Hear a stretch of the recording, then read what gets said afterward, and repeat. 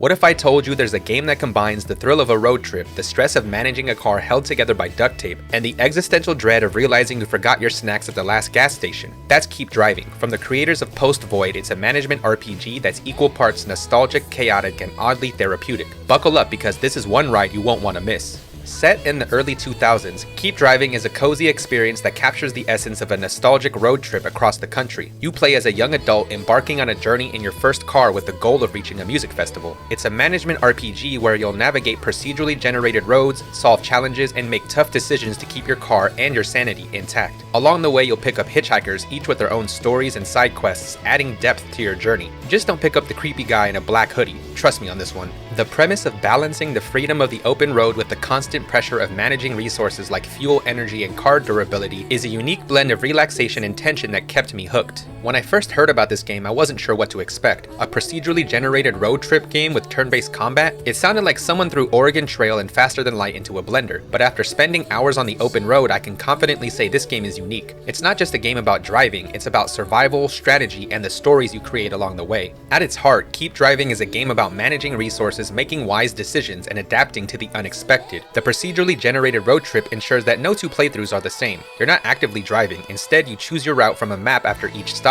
and the game auto-drives you down the selected path. Along the way, you'll encounter randomized road events like potholes, livestock, or traffic that act as turn-based battle encounters. These events present threats to neutralize using your character's skills and glove box items. At the start of the game, you choose your starting occupation, unemployed, student, or part-time mechanic, each with their unique skill. You also set your relationship with your parents as a sort of difficulty slider. How does this work? Well, when you're stranded on the side of the road, out of fuel, or broke, you can call your parents for help. Depending on the relationship rating you choose at the start of your run, there's a chance they'll bail you out, resetting you to your latest stop with extra money and resources. It's a get-out-of-jail-free card that isn't guaranteed, but adds a layer of strategy to approaching the game. I'll admit I felt a pang of guilt every time I called them, which I definitely did not do often because I'm for sure a true pro gamer, of course. But hey, desperate times call for desperate measures. You can level up and unlock new skills as you progress, but only at designated stops. This forces you to plan ahead and think carefully about how you want to build your character. For instance, if you use a particular skill often enough, you might unlock a trait that gives you +1 energy during specific events. It's a small detail, but it makes your choices feel meaningful. Regarding meaningful choices, the trait system is intricate and engaging. As mentioned before, they act as passive abilities, but sometimes you can obtain negative traits as a player and from any hitchhiker you may pick up on your journey. You may develop a new trait as you make specific decisions with your skills or item usage. For example, I once ate too much junk food in one sitting, and the game happily handed me a trait that made my character hungry more often than the standard amount. It acts as an internal difficulty balancing that adapts to your choices. It's an intricate but sometimes frustrating system that I couldn't get enough of.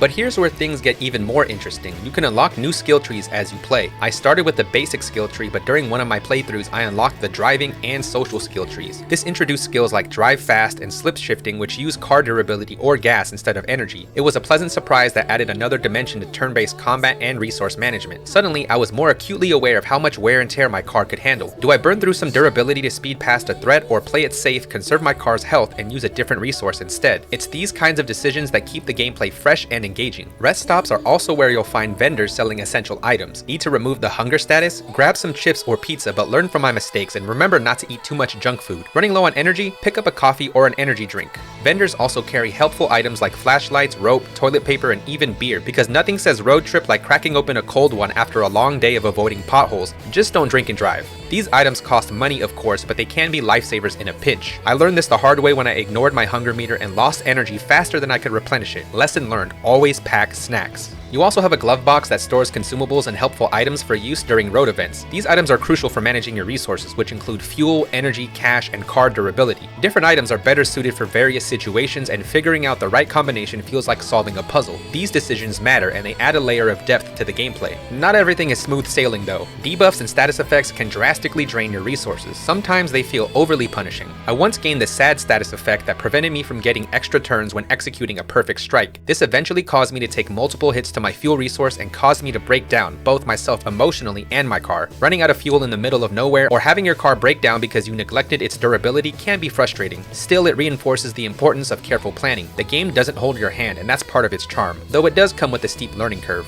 One of the most unexpected and chill moments of my playthrough was when the game threw me a curveball. Instead of a road event battle encounter, I experienced a moment of introspection. A thought bubble appeared and I was given a dialogue choice. I reflected on my journey and the game rewarded me with a buff for my next road event. It was a small but meaningful touch that added emotional depth to the gameplay. These moments remind you that it isn't just about surviving the road, it's about the personal growth and self-discovery that come with the journey. One of my favorite aspects is the car customization. At the start of the game, you can only choose the sedan, but eventually unlock a muscle car and pickup truck. Each has its own strengths and weaknesses. As you progress, you can upgrade your car's parts, which do more than just improve durability or appearance. Some upgrades provide additional armor, protect you from the sun, or boost fuel efficiency. These upgrades are crucial for surviving the tougher stretches of road and add another layer of strategy to the game. They also point to a level of detail I didn't initially expect. For example, if you sleep in your car without a heater upgrade instead of sleeping at an inn, you gain the cold status effect, negatively impacting your battles on the road. Keep Driving is chock full of this type of meticulous design. Hitchhikers are one of the game's core features, though I'll admit picking up strangers on the side of the road feels like something straight out of a bygone era, or a true crime podcast. Yet it's less stranger danger and more stranger opportunity. Early on, I picked up a middle-aged, sweaty hiker who wanted to be dropped off at the base of a mountain. He didn't say much, but his presence added a layer of realism to the journey. Later, I encountered a hitchhiker called The Stranger, whose brief bio described him as mysterious and shady. One of his traits was that he'd steal money from me to gamble whenever we stopped at a rest area. Needless to say, I promptly noped out and decided not to take him along. These interactions, while small, add a sense of unpredictability to the game. Hitchhikers can offer unique skills, side quests, or interesting stories, contributing to the game's replayability. Each playthrough feels different because of the people you meet along the way. The game's multiple endings are a testament to how much your choices matter. The route you take, the hitchhikers you pick up, and how you manage your resources all influence the outcome of your journey. According to the developers, a single playthrough can last anywhere from 1 to 4 hours, which makes it perfect for short gaming sessions or longer marathons. Although I'm wondering how the hell you complete any run in an hour with how much decision making is involved. At first glance, Keep Driving might seem like a chaotic mashup of genres, but once you get into the rhythm of its gameplay loop, it becomes genuinely engaging. The combination of resource management, strategic decision making, and procedural storytelling creates an experience that's both challenging and oddly meditative. When everything clicks, it really feels like it's just you, your car, and the endless possibilities ahead. That said, the gameplay isn't without its flaws. The difficulty spike can be brutal, especially for newcomers, and some debuffs feel unnecessarily harsh. A few gameplay mechanics aren't explained, but you could argue that's part of the experience. Either way, if you're willing to put in the time to learn its systems, Keep Driving offers a uniquely rewarding experience. The story is deceptively simple. You're a young adult in the early 2000s setting off on a cross-country road trip to reach a music festival, although it isn't really about the festival but the journey ahead. Along the way, you'll pick up hitchhikers, take odd jobs for extra cash, and make choices that shape your adventure. The narrative is minimalist, but it's effective, letting you fill in the gaps with your imagination. The game's multiple endings reflect this philosophy, encouraging you to replay and explore different paths. Whether you're racing to the festival or taking your time to explore, every mile feels meaningful. The first thing that struck me about Keep Driving was its visuals and aesthetic. The game's pixel art is a love letter to the early 2000s, evoking a sense of warm and gritty nostalgia. The roads stretch out in vibrant colors from sun-drenched highways to moody, rain-soaked backroads. Each environment feels distinct, whether you're cruising past fields of crops, dense forests, or distant mountain ranges. The pixel art isn't just pretty, it's functional too. The UI contains chunky buttons and a scrapbook-style skill menu, adding to the game's charm, even if it is kinda clunky. The car customization is another visual highlight. Whether upgrading your sedan's durability or slapping on a fresh coat of paint, the changes are immediately visible. Even the little details like a hula figurine on the dashboard or a shopping trolley strapped to the roof make your car feel uniquely yours. These small touches make the world feel alive and lived in. That said, the visuals aren't without their flaws. While I love the pixel art's detail and character, readability can sometimes be an issue. The fonts, especially in menus and dialogue boxes, can feel cramped and hard to read at a glance. It's a minor gripe, but it's worth noting for players who might struggle with smaller text or busy interfaces. If the visuals set the stage, the soundtrack seals the deal. It features a lo-fi alt-rock soundtrack that perfectly captures the game's laid-back road trip vibe. The music-changing system of popping in different CDs or just putting the radio on shuffle is slick and immersive. Plus, the music shifts seamlessly from upbeat tracks for daytime drives to subdued tunes for nighttime cruising. As you collect more music during runs, you can curate your playlist or put it on shuffle if you feel more carefree. While not my music preference, it never reached a point where I wanted to turn it off completely. The sound design is equally impressive. The engine's hum, the crunch of gravel underneath your tires, and the occasional honk from passing cars all contribute to the immersive experience. Even the turn-based combat has its sound effects, like the satisfying click of matching a skill to a threat. My only complaint is that the CD player only holds 6 songs at a time, so you'll be shuffling tracks frequently. But honestly, I didn't mind too much. It became a ritual that added to the experience. This game rewards attention to detail. Every decision feels meaningful, from how you match skills to threats to how you manage your resources and interact with hitchhikers. It's a game that demands forethought and adaptability, but it also leaves room for those unexpected, memorable moments that make a road trip truly special. If you're looking for an equally challenging, strategic, and heartfelt game, Keep Driving is well worth the ride.